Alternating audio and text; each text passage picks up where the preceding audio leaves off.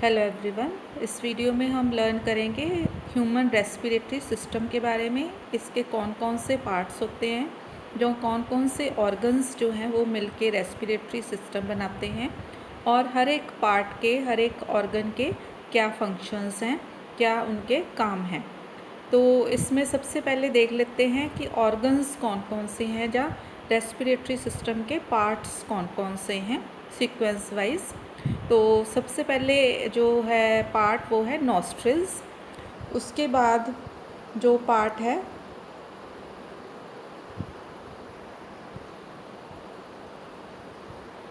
सबसे पहले नॉस्ट्रिल्स, उसके बाद नेज़ल कैविटी, उसके बाद है फेरिंक्स, उसके बाद है ओरल कैविटी, उसके बाद है एपिग्लॉटिस, उसके बाद है लैरिंक्स, फिर है ट्रेकिया, फिर है लेफ़्ट पल्मोनरी ब्रोंकस, फिर है राइट पल्मोनरी ब्रोंकस, फिर है ब्रोंक्यूल्स, उसके बाद है एल्वियोलाई, फिर आते हैं लंग्स, उसके बाद आ जाती है प्लूरल मेम्ब्रेन, उसके बाद आ जाती हैं रिब्स, उसके बाद आ जाते हैं इंटरकॉस्टल मसल्स, और उसके बाद डायाफ्राम।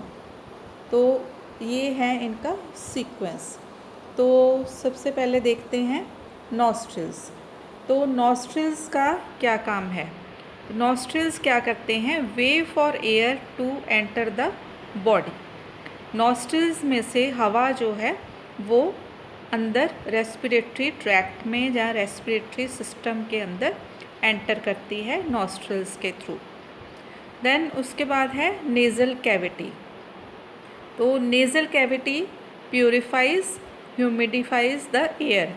नेज़ल कैविटी में क्या है? छोटे छोटे हेयर लाइक स्ट्रक्चर्स होते हैं जिनको हम सीलिया कहते हैं।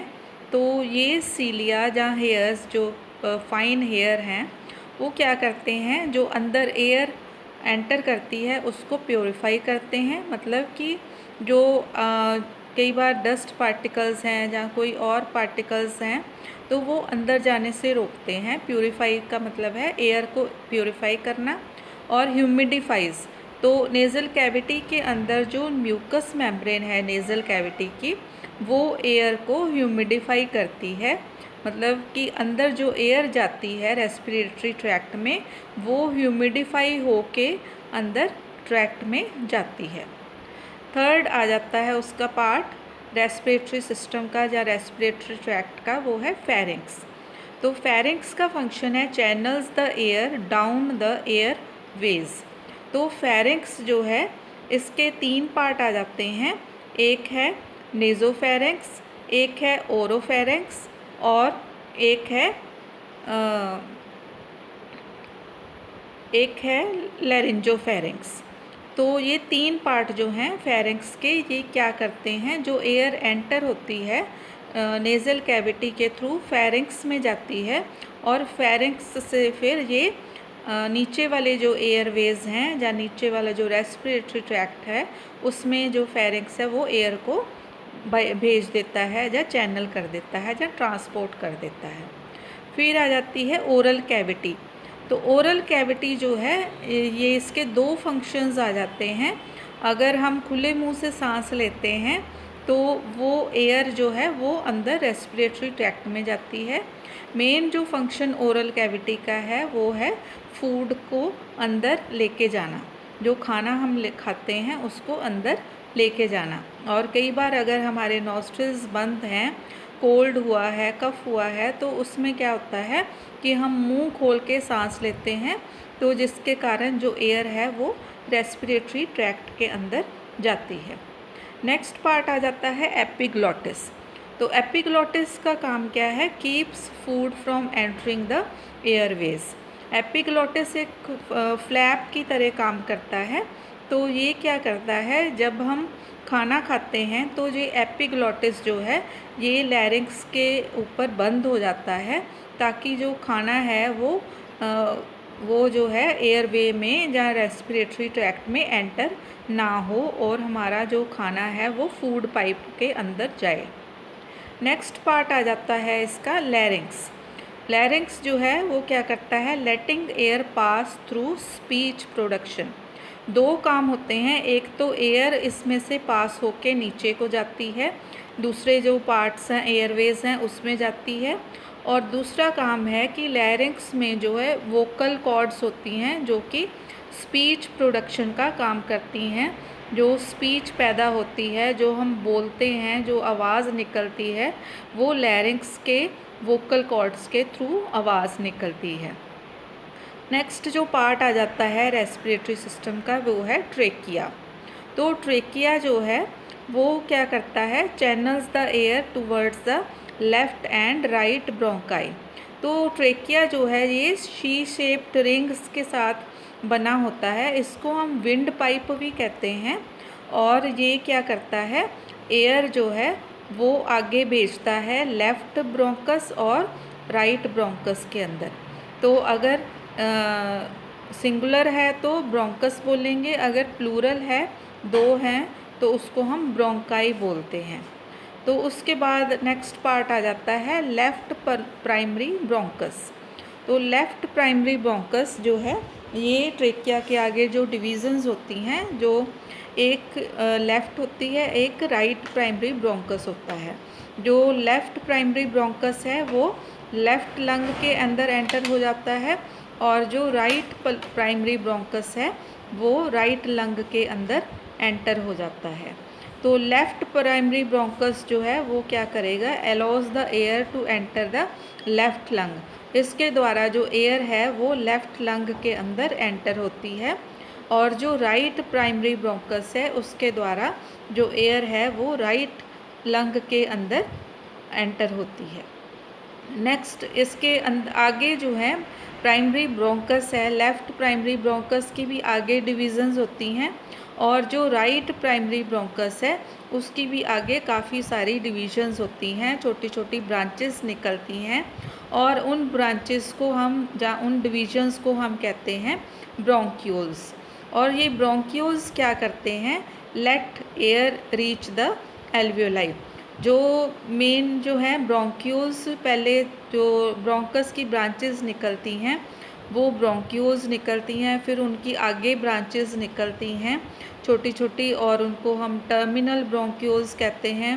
फिर उनकी आगे और भी छोटी ब्रांचेस निकलती हैं, तो उनको हम कहते हैं रेस्पिरेटरी ब्रोंक्यूल्स।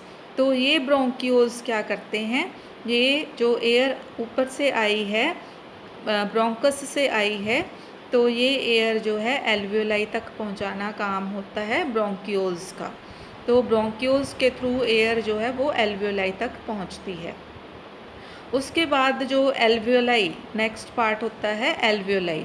तो एल्वियोलाई जैसे गुब्बारे की शेप के स्ट्रक्चर्स होते हैं, छोटे छोटे बहुत ही गुब्बारे की शेप के काफ़ी सारे एल्वियोलाई जो हैं दोनों लंग्स में प्रेजेंट होते हैं, और ये एल्वियोलाई करते हैं, इनका फंक्शन है site for oxygen and carbon dioxide exchange.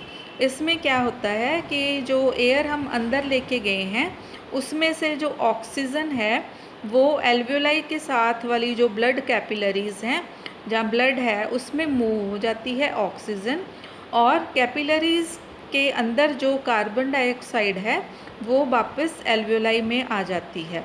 तो इस तरह एक्सचेंज होता है ऑक्सीजन का और कार्बन डाइऑक्साइड का एल्वियोलाई के अंदर। उसके बाद जो लंग्स हैं वो carries out oxygen and carbon dioxide gas exchange. इस तरह से जो ब्लड है वो ऑक्सीजनेट हो जाता है, और लंग्स के अंदर जो ऑक्सीजन है और कार्बन डाइऑक्साइड है उन दोनों का एक्सचेंज होता है। जो ऑक्सीजन है वो ब्लड में चली जाती है, और जो कार्बन डाइऑक्साइड है वो लंग्स में आ जाती है, और इस तरह से जो ब्लड है वो प्योरीफाई हो जाता है जहाँ ऑक्सीजनेट हो जाता है। तो उसके बाद जो कार्बन डाइऑक्साइड लंग्स में आई है वो वापस रेस्पिरेटरी ट्रैक्ट से होते हुए वापस बाहर निकल जाती है। उसके बाद जो पार्ट है वो है प्लूरल मेम्ब्रेन्स। तो प्लूरल मेम्ब्रेन्स जो हैं ये लंग्स के आसपास जो मेम्ब्रेन्स होती हैं, लंग्स की जो लेयर्स हैं जो लंग्स को कवर करती हैं, मेम्ब्रेन्स या लेयर्स कवर करती हैं, उनको हम कहते हैं प्लूरल मेम्ब्रेन्स। और ये प्लूरल मेम्ब्रेन्स क्या करती हैं, लंग्स को फ्लेक्सिबल रखने में, जहाँ लंग्स की जो फ्लेक्सिबिलिटी है, जो कैपेसिटी है, उसको मेंटेन करने में हेल्प करती हैं। और इसके कारण जो है लंग्स जो है वो कंस्ट्रिक्ट होते हैं, रिलैक्स होते हैं और एक्सपैंड होते हैं प्लूरल मेम्ब्रेन्स के कारण। और ये प्लूरल मेम्ब्रेन्स जो हैं ये दो तरह की होती हैं, visceral pleura and parietal pleura. तो ये जो हैं अगर इनके अंदर थोड़ा सा फ्लूइड रहता है विसरल प्लूरा और पैराइटल प्लूरा के अंदर, उसको हम कहते हैं प्लूरल, जो मतलब कैविटी है उसको प्लूरल स्पेस बोलते हैं, और जो थोड़ा सा फ्लूइड रहता है उसको हम बोलते हैं प्लूरल फ्लूइड। और ये फ्लूइड जो है ये लंग्स को फ्लेक्सिबल रखता है और इसको फ्रिक्शन से बचाता है, प्रोटेक्ट करता है या फ्रिक्शन को प्रिवेंट करता है। उसके बाद पार्ट आ जाता है रेस्पिरेटरी सिस्टम का, वो है रिब्स। तो रिब्स जो हैं ये क्या करती हैं, 12 पेयर्स होते हैं रिब्स के जो चेस्ट कैविटी को पूरी बनाते हैं। और ये रिब्स जो हैं प्रोटेक्ट द रेस्पिरेटरी ऑर्गन्स। ये रेस्पिरेटरी ऑर्गन्स को और हमारे जो कार्डियोवैस्कुलर सिस्टम के ऑर्गन्स हैं और ब्लड वेसल्स वगैरह हैं उनको प्रोटेक्ट करती हैं रिब्स। उसके बाद आ जाता है इंटरकॉस्टल मसल्स। तो इंटरकॉस्टल मसल्स जो हैं ये ब्रीदिंग में सहायता करते हैं, ब्रीदिंग में हेल्प करते हैं। और ये रिब्स को मूव करने में, ऊपर नीचे मूव करने में, ब्रीदिंग के द्वारा, ब्रीदिंग के टाइम मूव करने में हेल्प करते हैं इंटरकॉस्टल मसल्स, और इसके द्वारा ही हम सांस ले पाते हैं। उसके बाद आ जाता है नेक्स्ट पार्ट रेस्पिरेटरी सिस्टम का, वो है डायाफ्राम। तो डायाफ्राम जो है ये चेस्ट कैविटी को एब्डोमिनल कैविटी से अलग करता है। ये मसल्स होते हैं जो जिसको हम डायाफ्राम कहते हैं। और ये जो डायाफ्राम है ये क्या करता है, हेल्प्स पंप द लंग्स। ये लंग्स की पंपिंग में, जहाँ लंग्स को सिकुड़ने में, फैलने में और थोरेसिक कैविटी को जो है छोटा करने में, बड़ा करने में और लंग्स की फंक्शन में जो है डायाफ्राम हेल्प करता है। तो दीज आर द ऑर्गन्स और parts of respiratory system and their functions. आज की वीडियो में इतना ही। Thank you so much.